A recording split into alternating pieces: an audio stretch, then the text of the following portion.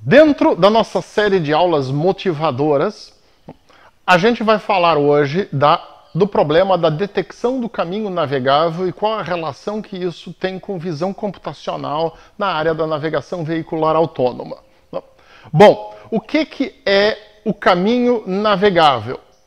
Se você considera uma estrada ou qualquer área por onde um veículo autônomo pode navegar, caminho navegável é a área à frente ou atrás do veículo que pode ser trafegada pelo veículo.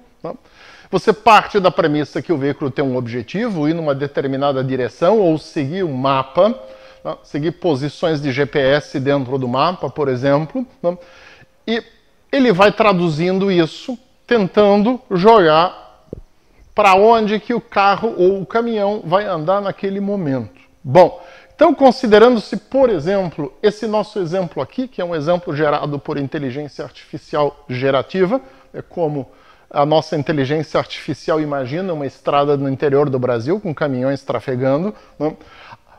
Nesse caso aqui, o caminho navegável seria essa área à frente do caminhão que você está vendo aqui, que é a área que pode ser trafegada. Decidir por que parte dessa área o veículo vai trafegar é uma coisa que é realizada em etapas posteriores, quando a gente faz o planejamento de caminho, e depois de feito o planejamento de caminho, a gente usa o motion planning, o planejamento de movimentação, para entender como é que você vai se mover por ali, além de você pegar informação adicional da identificação de ameaças e obstáculos, que é uma outra coisa que nós vamos ver numa aula mais adiante.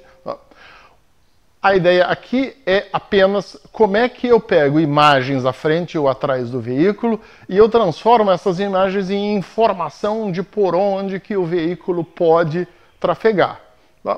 Então, de um ponto de vista mais formal, a detecção do caminho navegável é a identificação visual da área navegável à frente, ou se eu estiver dando a ré, atrás do veículo.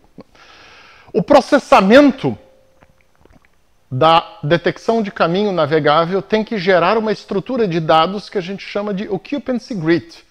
O Occupancy Grid é exatamente isso, a área por onde você vai poder passar e é o ponto, é a informação de entrada de qualquer algoritmo de planejamento de caminho ou Path Planning.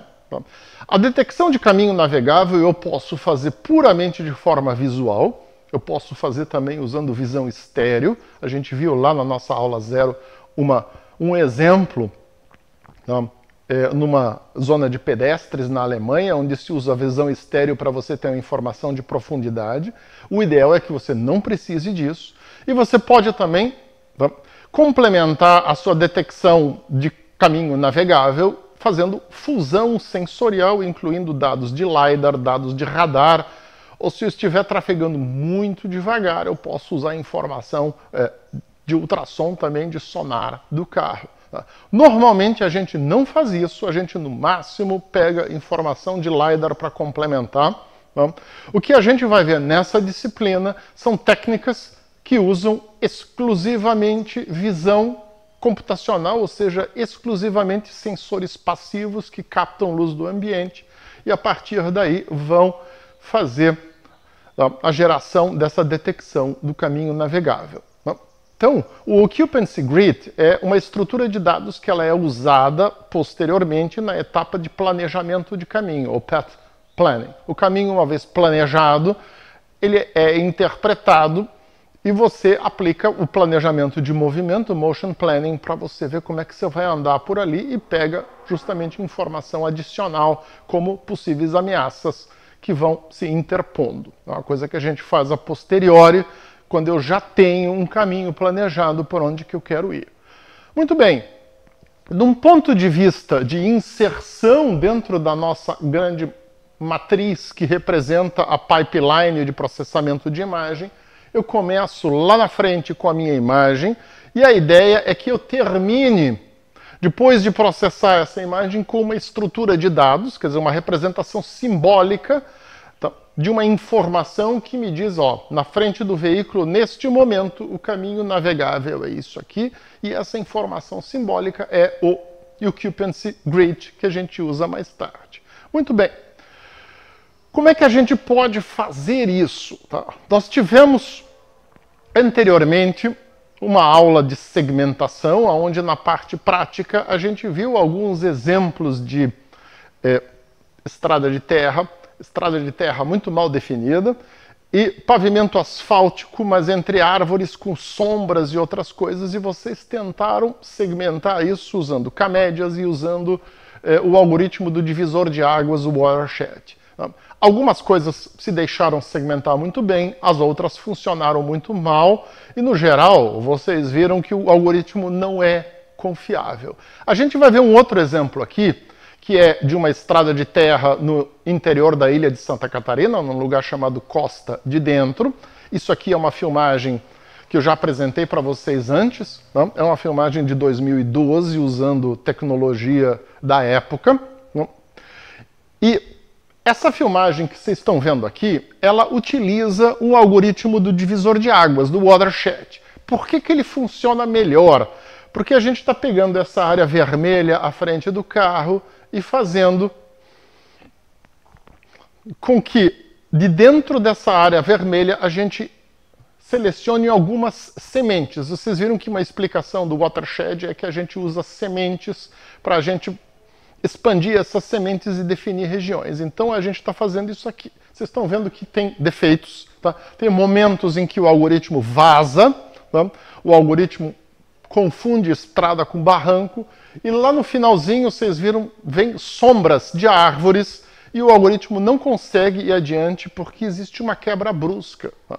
Então isso aqui é um algoritmo que, por mais que ele pareça impressionante, não é um bom algoritmo, e hoje em dia não se usa esse tipo de coisa mais. Tá? Vocês ainda vão encontrar em veículos alguns sistemas embarcados que usam técnicas similares para identificação de marcação do lado da pista e coisas assim, mas a princípio não é uma técnica que ela é mais atual. Tá? A gente não trabalha mais com visão clássica para esse tipo de coisa, a gente usa segmentação semântica. Esse é um exemplo com o qual vocês se depararam também, aqui em Santa Catarina também, no interior de Florianópolis, mas na região continental. E aqui a gente está usando segmentação semântica. Quando eu uso segmentação semântica, eu tenho uma grande vantagem, que é o fato de que eu consigo, em um único sistema, juntar a identificação de cores, texturas, pixels no seu contexto, e essa informação toda junta me permite fazer o que vocês estão vendo aqui. Identificar pavimento, ver mudanças de tipo de pavimento. Vocês estão vendo agora que a identificação da estrada de terra funciona muito melhor do que com o divisor de águas, mesmo eu usando uma semente no divisor de águas, que é uma semente mais inteligente do que uma coisa aleatória. Tá? E a gente consegue, inclusive, identificar defeitos na pista, como a gente viu agora, tá? Problemas no pavimento, areia em cima da pista e por aí vai. Tá? Então, essas são técnicas que a gente usa hoje em dia. Na parte avançada da disciplina, a gente vai estudar segmentação semântica. Nessa primeira parte, a gente vai fazer uns exercícios mais simples com classificação de imagem usando redes neurais convolucionais. Tá? Mas o que eu posso fazer com classificação de imagem? Bastante coisa.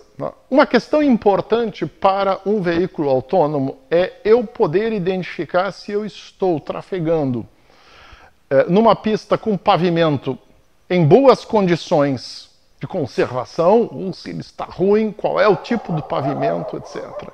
Eu posso tentar incluir isso diretamente na identificação do caminho navegável. Eu posso também colocar isso como uma pipeline em paralelo, cujos resultados eu vou usar lá no final para integrar no meu occupancy grid e dizer, ó, esse aqui é o occupancy grid de uma estrada de pavimentação com paralelepípedo que está em mau estado de conservação.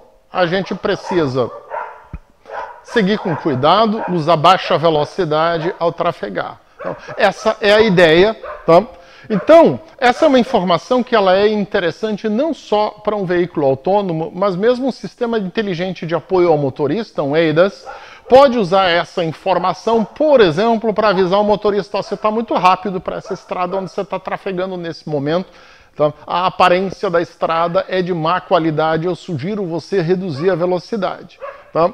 E, inclusive, o carro pode inferir coisas como distância de frenagem, velocidade máxima segura, chance de derrapagem e assim por diante, a partir pura e simplesmente da classificação da qualidade do caminho. Então aqui a gente tem um vídeo, tá?